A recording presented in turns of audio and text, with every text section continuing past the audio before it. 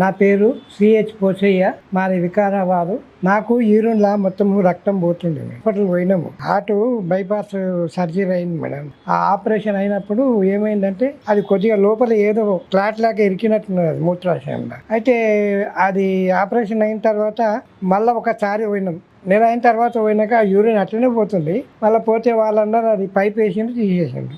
ఆ తర్వాత ఒక సంవత్సరం దాకా ఏం కనిపించలేదు. ఇక మళ్ళీ తర్వాత ఇట్లా మూత్రంలో మళ్ళీ కంటిన్యూ అట్లనే వస్తున్నది. ఇక తీసేసింది, మొత్తం క్లీన్ చేసింది.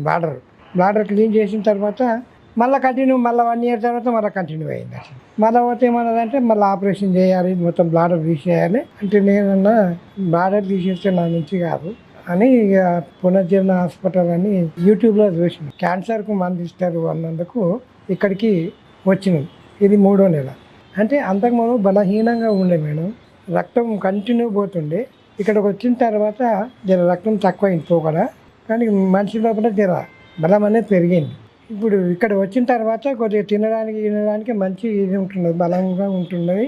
ఇప్పుడు క్యాన్సర్ అనేది కూడా అంత అనిపిస్తలేదు అన్నట్లు. ఈ పునర్జన్మ హాస్పిటల్కి పోయినా నాకు జర బాగున్నది అని చెప్తాను. మీరు కూడా పోయి చూడండి ఒకసారి అని చెప్తాను.